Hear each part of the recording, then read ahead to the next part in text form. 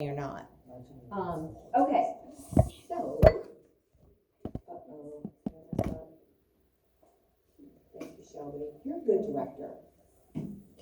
Maybe producer, videographer. Give you options. But go ahead and close up your screen for me. So I'm not even going to give you a packet. Did you? Mm-hmm. Ooh. But I don't remember. In social studies? Science? Science? What's Miss Hyatt? No, I don't remember. Oh, No, maybe like in your mind. Maybe it was somewhere else. Like she had to No, I remember. she had little bit? she had a dismal on it, and you had to like do an Oh. explanation and stuff. Nice. And you had to like draw the Elevation? You had to like draw the lines and Okay. put squares. Maybe and lines she on did it like because she knew like, you know, like to kind of help out. There are a few things that she'll randomly throw in 7th grade because she used to teach 8th grade, so she knows, and she knows that we run short on time. So awesome. All right. So it does show changes in elevation, and elevation is like how high or low the ground is. Okay. So it's going to identify hills. It's going to identify valleys. Sometimes it can even show cities, dams, roads, other structures. Most of what we're going to look at, you know, is just looking at, you know, hills, valleys, things like that. Low areas, high areas. And so the lines on these maps are called contour lines. Contour is like showing like the shape of something. And so the lines on the map connect points of equal elevation. So anything along this contour line is going to have the exact same height above sea level. And so sometimes they, you know, it leaves like an opening area, and, you know, that's, instead of it like going straight, it's going to follow the ups and downs of the land. So it's not always like a perfect circle or a perfect line. The line is just going to get plotted, the heights are, and then those similar heights get connected, and that's what makes the line. All right, and so usually if it's showing like something getting steeper, then the lines are going to be really, really, really close together. So here you can see like where it's really tight, it's getting steeper and steeper. Here where you have big gaps, then it's usually like a little bit flatter. Okay, flat, far apart lines are larger intervals, like you can see here, and then here where you see kind of things getting like really squeezed together. And every once in a while you'll see like this is 700, and so we don't see the key, so I don't know if that's 700 feet or 700 meters. We would have to have a better view to know exactly what that 700 is, but randomly on the line, you know, there'll be like a section, and we'll look at a bunch of different examples so you can see that. So like for example, if we're looking here, so what each of these are showing the contour line. So this is the actual hill, and then this is the topographic map made from this hill. Okay, so if you see, it's almost kind of like you're looking down on it, like a bird's eye view from here. Looking here, you can see that you have a line at 0 elevation, 25, and again, we don't see units, so we'll just say meters. 25 meters, 50 meters, 75, 100, and 125. So I know every height right here on this line is 125 meters above my sea level. Every point on this 100 is 100 meters above. So that's how it works. You might also hear of the contour interval. The contour interval is just kind of like the spacing. Like we looked at spacing on a meter stick, the spacing on a graduated cylinder.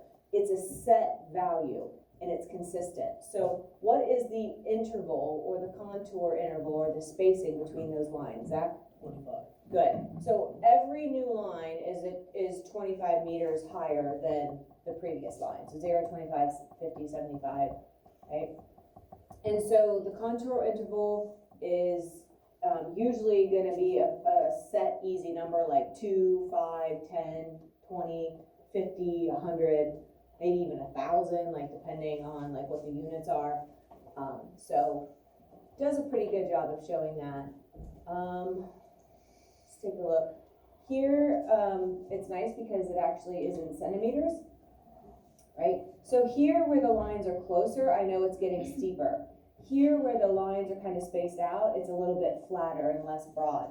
If we look, I guess, back at, this one, you can see that this side of the hill is steeper, right? And it correlates to those lines being closer together, because it takes less space for you to reach that 25-meter difference than it does over here. So over here, it's more gradual, right? And so you can see, it's kind of a nice sloping kind of hill over on that side. All right, and so these are called hatcher marks, and it just kind of shows like a depression. So this almost would, it could be showing a volcano. So at the top, instead of it being a peak, it's kind of concaved or sunken in. Okay, so what is the contour interval for this topographic map? It is going to be 1 centimeter. Good. So again, you can see here pretty big spaces between. Here it's pretty close, so it's steeper.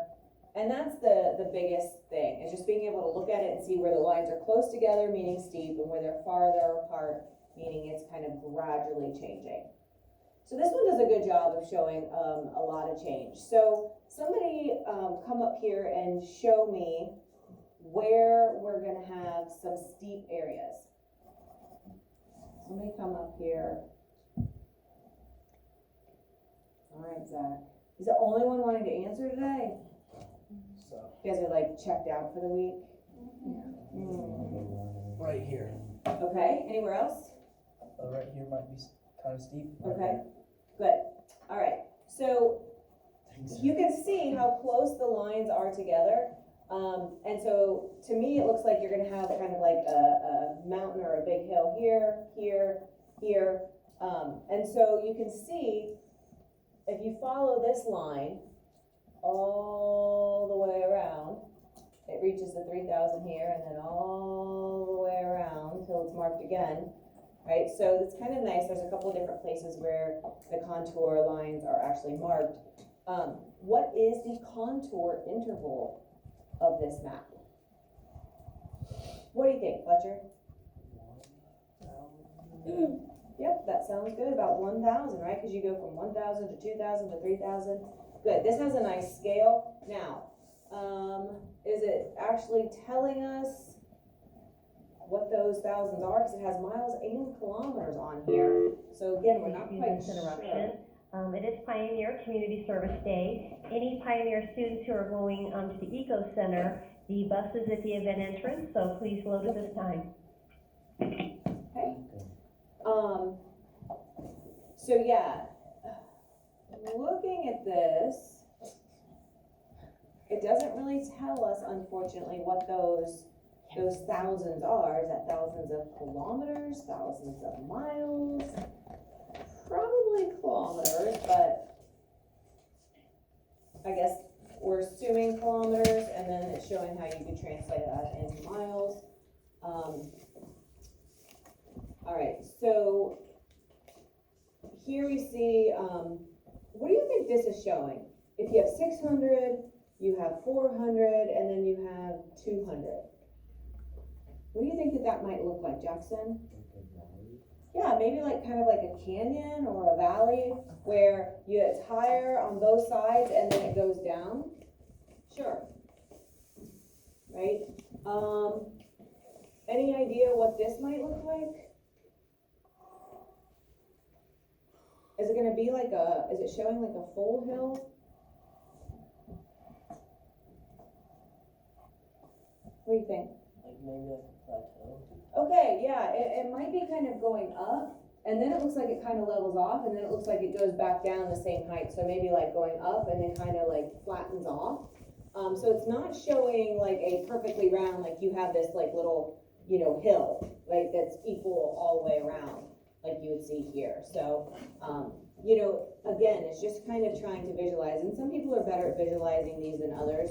Usually, again, what it's gonna ask is, and we'll look at a few practice problems when we get there, it's gonna ask you things like, okay, where would, you find a steep area on this map? And really, it's only gonna give you one choice where it has the lines really close together.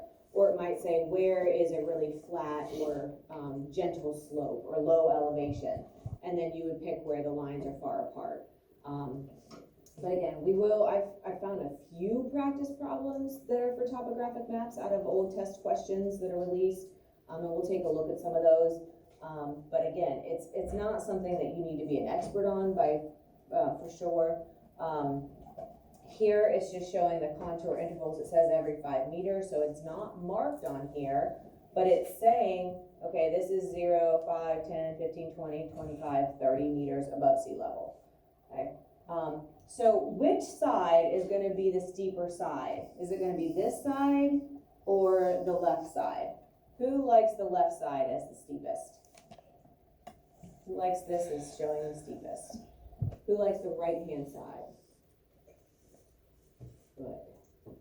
All right, I think this is actually my favorite picture because you see the actual hill. You see Able Hill and you see Baker Hill, right? And then from there, it has like the elevations marked over here. So 0 is sea level, 10 meters, 20, 30, 40, 50 meters to get to the peak of Baker Hill, right? And then it's taken this and it is transformed this into the topographic map version.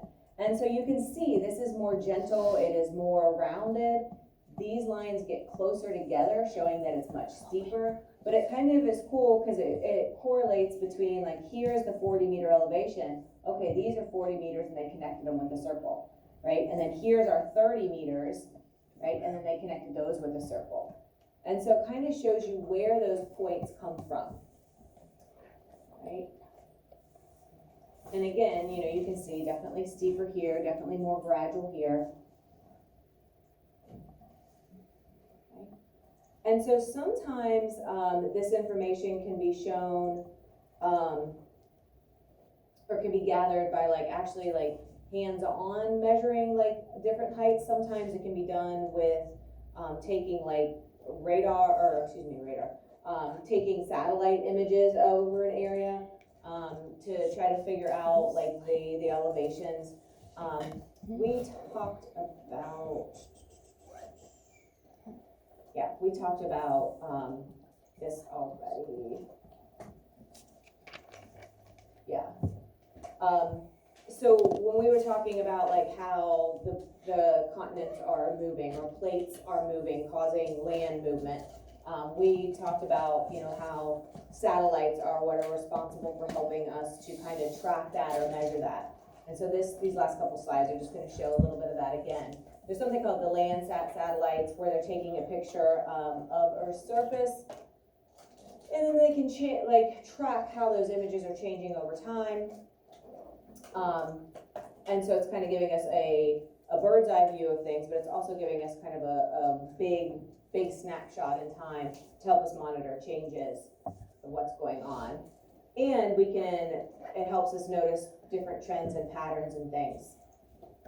And so this can help us as we're kind of evaluating our natural resources, as we're measuring how we as humans are impacting our land, how we're developing our land. Remember when we looked at the changes after Hurricane Katrina, how it drastically changed the coastline of New Orleans? And so we can see after a disaster, a natural disaster, how has it affected the ecosystems in those areas?